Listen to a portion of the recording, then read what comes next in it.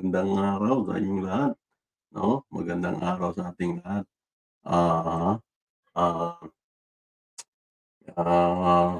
Hindi tayo magpaligoy-ligoy kasi, talaga namang, umaatikabo yung awayan ng mga Duterte, akusahan o bintangan, 'no? So, hindi tayo magpaligoy-ligoy. Pag-usapan natin yung in-entertain, 'no, yung sinakyan ni Bato sa Senado, yung isang nagngangalang Jonathan, Morales, 'no? Tama ba? Yeah, Jonathan Morales. So, ito, tawag nito, ah, si, BBM ay, nagsalita na tungkol sa nangyari o yung mga akusasyon nitong taong ito. Yan, pakinggan natin ang kanyang, sinasabi, 'no? Okay. Ganyan inilarawan ni Pangulong Bongbong Marcos ang napatalsik na intelligence officer ng Philippine Drug Enforcement Agency o PDEA na si Jonathan Morales. Nagpaunlak ng panayam sa media ang Pangulo habang nasa General Santos City kanina. Si Morales ang dating ahente na humarap sa pagdinig ng Senado kamakailan kaugnay sa tinaguriang PDEA leaks. At nagsabing sangkot si Marcos at aktres na si Maricel Soriano sa illegal na droga sa naunsyaming drug operation sa Makati noong 2012. Parang jukebox yan eh. Kung ano yung hulog mo na, basta maghulog ka ng pera, kahit anong kantang gusto mo, kakantayin niya. Oo, kaya hindi ko walang saysay. Tignan mo na lang ang kanyang record. Tignan mo na lang kanya, may kaso siya na false testimony. Sinusubukan pang kunin ng News 5 ang panig ni Morales. Ang PDEA naman una na ring pinabulaanan sa mismong hearing ng Senate Committee on Public Order and Dangerous Drugs na hindi kasama sa watchlist nila ang Pangulo. Yun, 'no? Talaga namang, ang tawag nito, ang, 'di ba kung titingnan natin, ang dami ng ginagawa nitong, Duterte, groups, 'no? Na, simula nung, hindi na sila nagkakaintindihan nung kanilang unity team, 'no? Yung kanilang unity team, nung hindi na sila nagkakaintindihan, ang dami ng, pinupukol, 'no? Una, yung galit nila doon sa pagtanggal ng confidential fund, no? Ng, Administrasyong Marcos, siyempre kasama yung Kongreso na pinamunuan ni, ni Martin, Romualdez.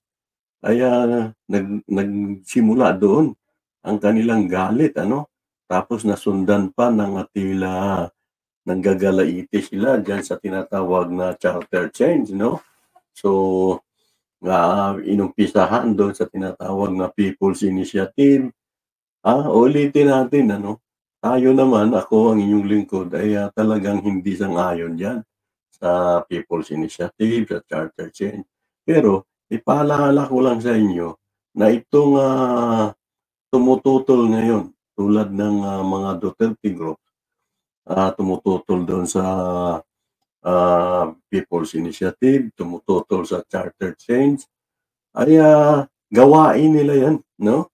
Sila rin ay, gustong, gawin 'yan nung sila ang nasa panunungkulan. Kaya ito lang ang masasabi ko tungkol diyan sa bagay na 'yan, 'no? Mga ipokrito, 'no? Mga ipokrito itong mga Duterte group, 'no? Kung hindi kasi nila panahon, galit sila, ayaw nila sa ganyang, extension. Pero nung sila nakalingkod ay, gusto rin nilang extend yung sarili nila. Yun nga lang, dahil sabi ko nga sa inyo, ayaw ng, mamamayan ng ganyang, pagbabago ng batas para sa kanilang, extension ng kanilang mga term. So, sa usapin pa lang diyan, nagsimula na yung galit nila. So, nagpatuloy hanggang dun sa pananawagan ng, humiwalay yung Mindanao, naglabas ng mga, itong si Marcos ay, bangag o adik, 'no? At, naglabas ng kanilang pulburon video na gustong case yung may pulburon video daw sila na wala din namang hindi rin naman pinakita nung hinamon sila. Wala naman sila naipakita at mismo yung PDEA ay nagsasabi na walang ganun, wala sa listahan. So, kahit na ano pang mangyari, ito lang ang pakatandaan natin mga kababayan, mga kaigsuonan, diya sa Visayas ug Mindanao. Ang ato lang permi nga bantayan, sa panahong nagsasama sila, bago yung eleksyon, bago yung eleksyon, nagbanggit na yan si Duterte na mahina si BBM. Huwag na nating isama yung yan ay adik, Yun na lang munang weak president o weak person yan, So hindi nila talaga gusto, sabi ng tatay, hindi niya gusto na tumakbo yan sa pagka-presidente. Ang gusto niya yung anak niya ang tumakbo. Pero anong nangyari, Kung talagang may mga paninindigan ng mga taong ito, yun ang sasabihin ko sa inyo. Lalo na kita ng mga Bisaya, Kung naamoy baruganan, kung naa sila baruganan sa ilang kinaistorya, dito palang daan, di na sila mo makipag-unite, Ngano makipag-unite man ka? Kung nahibaw ka nga dili maayo ang kana nga grupo. Sa mga katuig kung sa Tagalog, bakit ka makipag-unity o unite sa alam mo namang hindi magandang klaseng pangulo. Kaya sa simula't simula pa lang, mayroon na tayong sinasabi, ako ang inyong lingkod, may sinasabi na kayo ang may kasalanan diyan.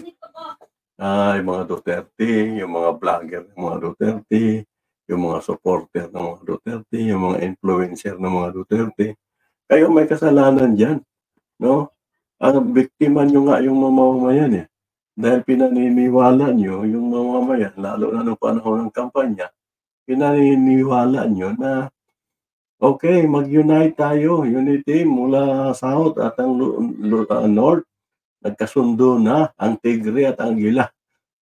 Tingnan yung mga kalukuhan nyo. Pinagsasabi nyo na nagkasundo na yung mga magagaling mula sa Mindanao at mula sa Luzon.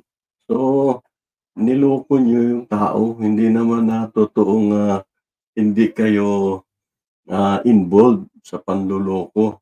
Tingnan nyo ang nangyari. Nanalo si BBM at ngayon magsasalita kayo ng kung ano-ano dahil hindi yan ang dahilan dahil sa tao, Kung hindi, ang dahilan is hindi nyo na kasi nakukuha yung inyong mga gusto, Kausapin pa lang ng confidential fund, Tapos dagdagan pa yung nangangamba ka ngayon, yung lalo na yung ama na si Duterte, Nangangamba siya na ipagkanulo siya sa ICC at talaga namang whether or not hindi siya ipagkanulo, nasa batas yan, Nasa umiiral na ng sistema ng ating bansa yung pakikipag-ugnayan natin sa ibang mga bansa, lalo na sa Estados Unidos.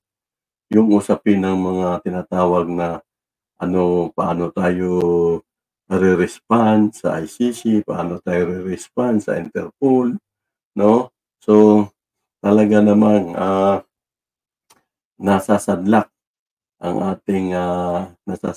sinong mga may kasalanan. Maaring masasadlak doon sa ICC at pagdusahan niya yung kanyang kasalanan. So, itong nangyari ngayon na pagkatapos ng pulburon, wala rin namang nangyari. Ito na naman, naglabas na naman silang galing kay Maharlika yan Kung nasubaybayan nyo yan, yang si Jonathan Morales na yan ay nagpa-unlock ng interview. Hindi natin alam. Edited naman yun. Or what I mean is scripted. Scripted yun na kunyari nagpa-unlock. Pero usapan na yun. Sino ba naman ang lulukuhin nila? Kayo mga kakardo kritiko, mga ka-channel ko, maniniwala ba kayong bigla na lang na-tap o bigla na lang na-encounter ni Maharlika yan si Jonathan Morales? No way. Scripted yan. At katunayan, paano nga pagkakatiwalaan yan kung dating pulis pala yan na nasibak dahil sa mga kaso, tapos pumasok sa PDEA, nag-apply sa PDEA na hindi man lang din nakita na kulang-kulang o may mga problema pala siya sa PNP, no? So may pagkakamali ang PDEA doon. Pero ganoon pa man, lumalabas na talagang may mga kaso ang taong ito. Kaya paano mo pagkakatiwalaan yung isang tulad nung Jonathan Morales na yan, no? So ang masama lang, dahil nga sabi natin ay mukhang kasama ito sa destabilisasyon ng mga grupong Duterte laban sa kay BBM, eh, alam niyo na ang ginawa nitong si Bato na siyempre sino ba naman ang hindi alam na itong si Bato ay talagang sinasabi niya pa na hindi siya magpapagamit nino man. Pero sino ba siya at saan ba siya galing? Galing siya sa mga Duterte.